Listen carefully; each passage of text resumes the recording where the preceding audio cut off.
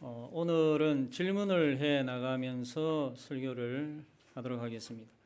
그렇다고 해서 여러분들이 질문하는 것은 아니고 오늘 본문을 놓고 볼 때 나올 만한 질문 세 가지를 뽑아서 한 가지씩 해 가면서 설교를 하려고 합니다. 질문의 중요성을 여러분들은 알고 계시나요? 질문한다 하는 이 자체는 어떤 문제에 대해서 어느 정도 알고 있다 하는 것이죠. 전혀 모르는 상태에서는 질문을 못합니다. 뭘 질문해야 될지도 모르고 또 사전 지식이 없기 때문이죠. 그래서 질문을 한다. 어디에 가서 질문을 하고 묻는다 하는 것은 거기에 대해서 어느 정도 지식이 있다, 또 그 문제에 대해서 관심이 있다, 또 정보가 있다, 더 알고 싶다, 이런 적극적인 반응이 되는 거죠. 그래서 우리가 살아가면서 질문을 하는 것은 참 중요합니다.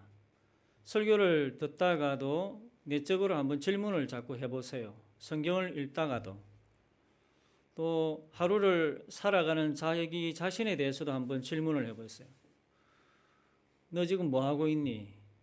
너 지금 어떻게 살고 있니? 이런 질문들을 던지면 그 질문에 대한 답을 해야 되기 때문에 생각이 정리가 돼요. 말씀도 마찬가지예요. 질문을 하면 유익이 많습니다. 질문 자체도 중요하지만 질문 중에서도 아주 좋은 질문은 지혜로운 거예요.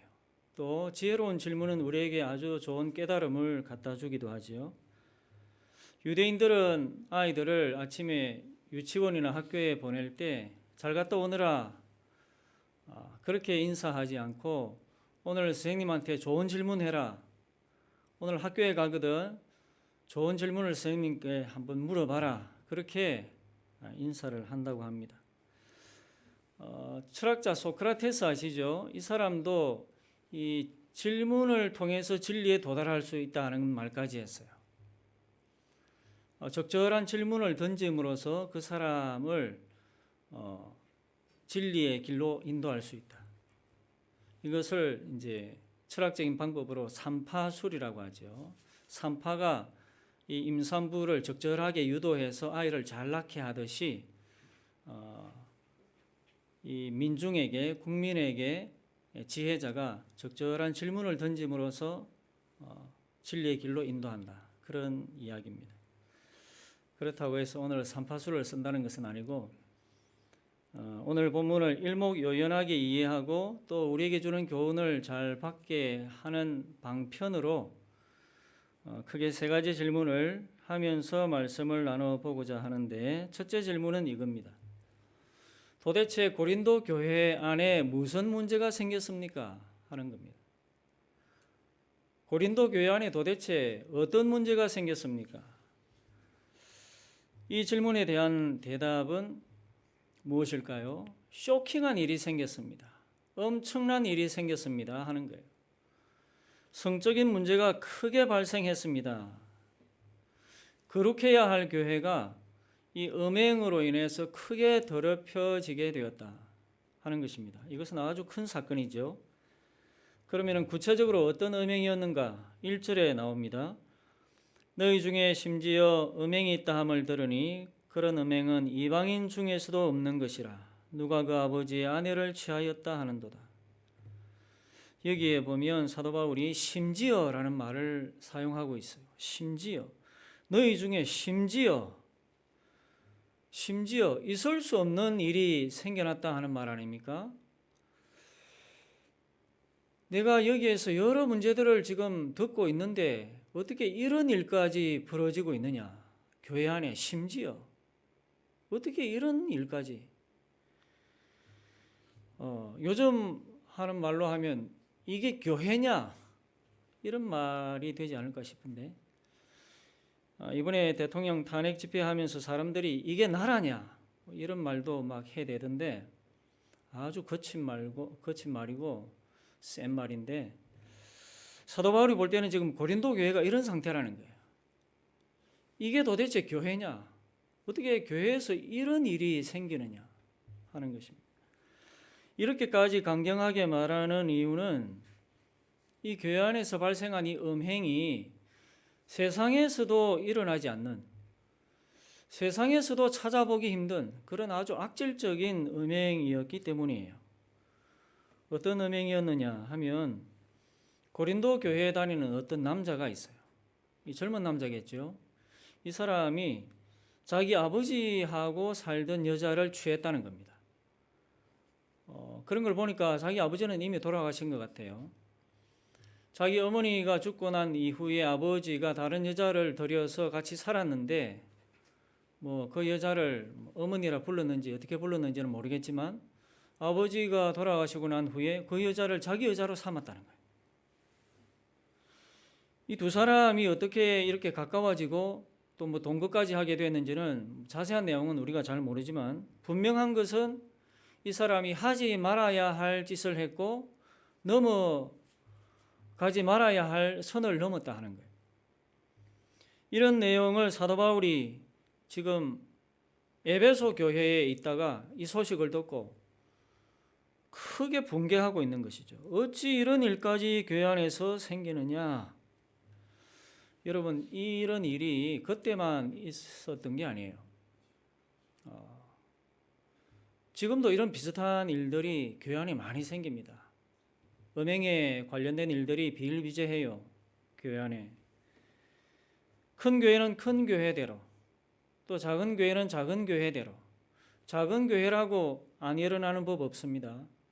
작은 교회대로 또 큰 교회대로 깨어있지 않으면 이런 일이 휩싸여요. 형제 자매 깨끗하게 대하지 않으면 누구든지 이런 일에 걸려듭니다. 지금 한국 교회가 제일 욕먹고 있는 문제 중에 하나가 이 문제 아닙니까? 그 중에서도 특별히 이 목사들이 많이 넘어져요. 이런 음행에 걸려 넘어집니다.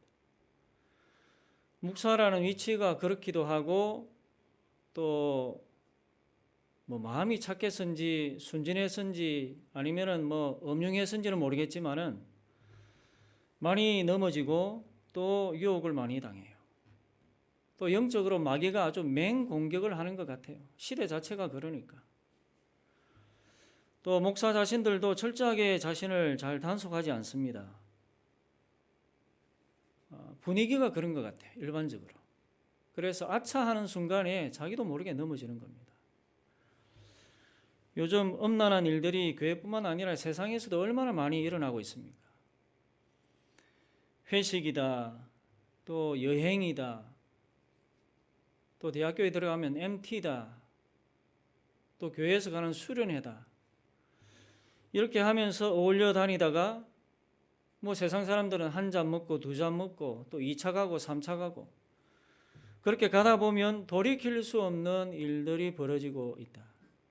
이걸 뉴스에서 종종 보죠. 우리 성도들은 이런 세상 문화에 물들지 않아야 됩니다.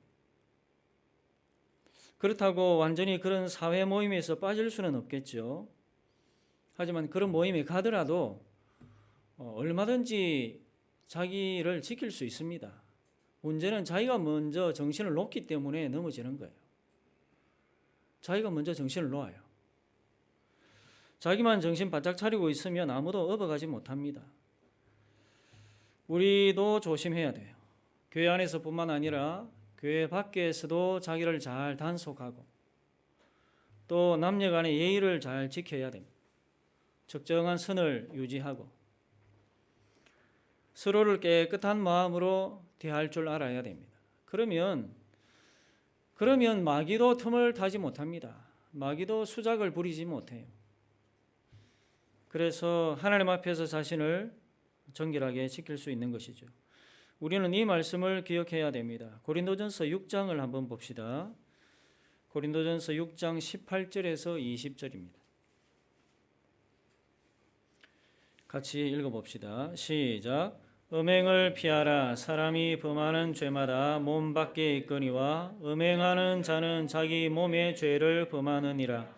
너희 몸은 너희가 하나님께로부터 받은 바 너희 가운데 계신 성령의 전인 줄을 알지 못하느냐. 너희는 너희 자신의 것이 아니라 값으로 산 것이 되었으니 그런즉 너희 몸으로 하나님께 영광을 돌리라. 아멘.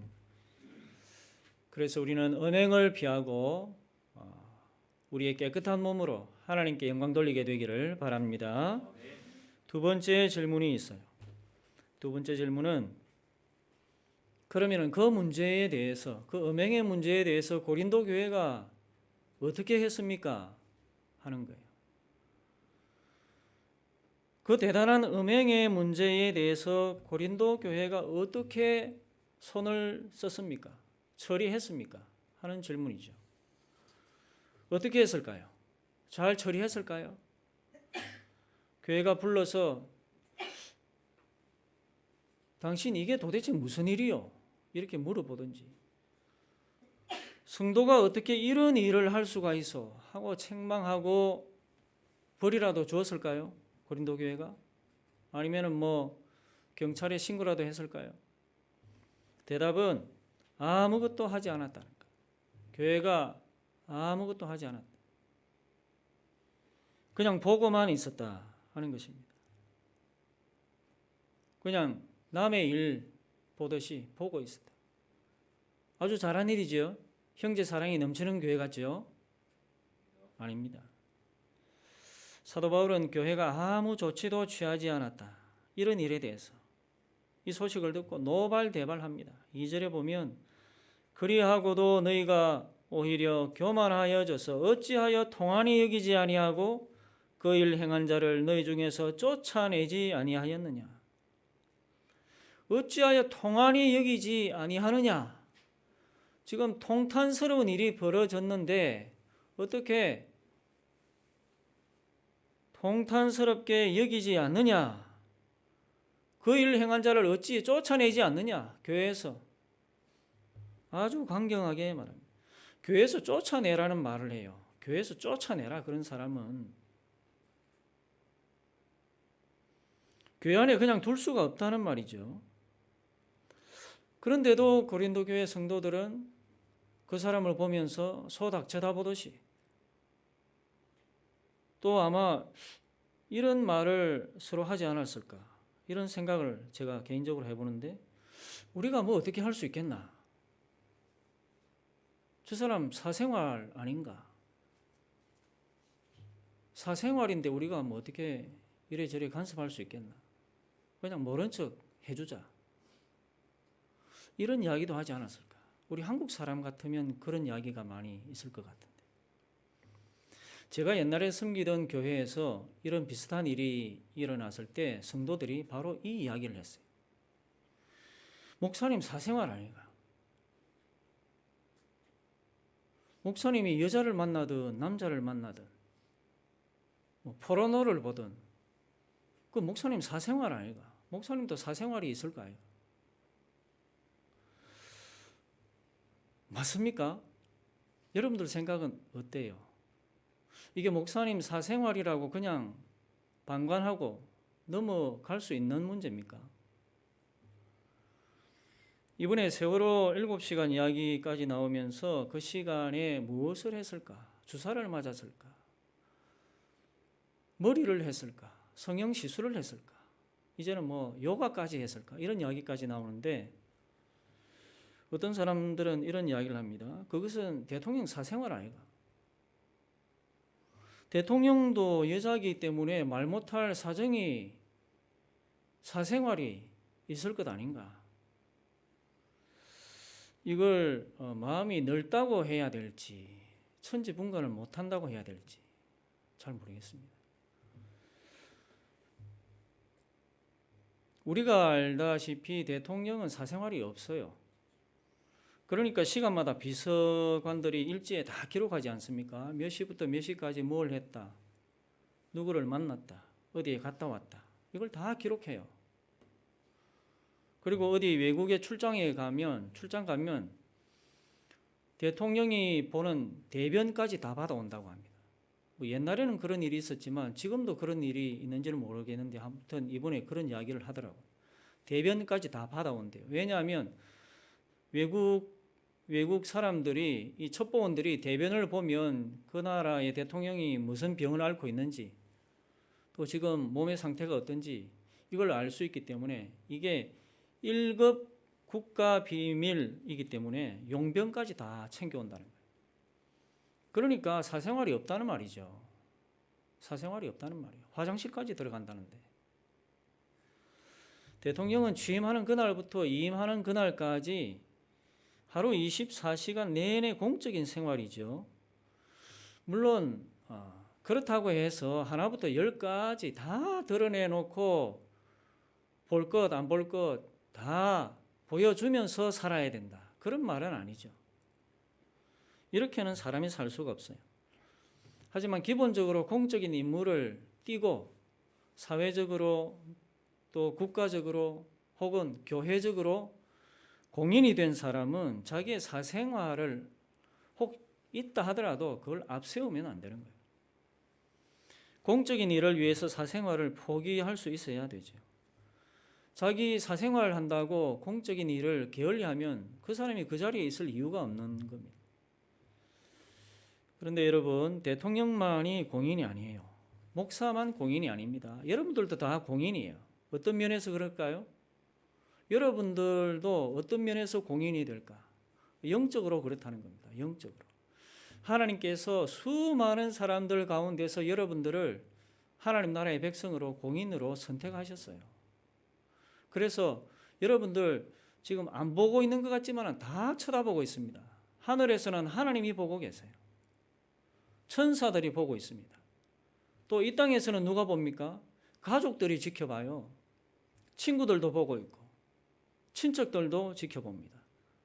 잘하나 못하나, 신앙생활 똑바로 하나 안 하나, 불신자들도 다 봅니다. 이 정도 되면 공인인 거죠. 이 정도 되면. 그렇기 때문에 지금 우리는 공인으로 살아가고 있다 하는 이 사실. 그래서 엄밀한 의미에서 사생활이 없는 겁니다. 우리가 사생활이라고 해서 한번 일을 저질러 보세요. 내 마음대로 한번 해보세요. 바람 한번 피워보세요. 세상 사람들이 가만히 있겠는가? 예수 믿는다고 하면서 교회 다닌다는 사람이 어떻게 저렇게 손가락질하고 난리가 날 겁니다. 그것은 그동안 저 사람들이 우리를 계속 지켜보고 있었다 하는 말이죠. 이런 반응이 나올 게 분명하기 때문에 영적으로 우리는 이미 공인이다. 영적으로. 그래서 우리는 언제나 살아가면서 이런 공인의식을 가지고 살아야 돼요. 뭘 하든지 나는 공인이다. 그래서 함부로 살아서는 안 되겠구나. 욕먹을 짓을 해서는 안 되겠구나. 음행을 저질러서는 안 되겠구나. 이런 생각을 하면서 살아야 돼요. 세 번째 질문이 있는데, 그러면 사도 바울은 그 문제에 대해서 뭐라고 말씀하셨습니까? 하는 거예요. 사도 바울은 어떻게 말씀하셨습니까? 대답은 뭡니까? 그 사람을 교회에서 내쫓으라. 이게 대답이에요. 3절에서 5절을 같이 한번 읽어봅시다. 3절에서 5절 시작.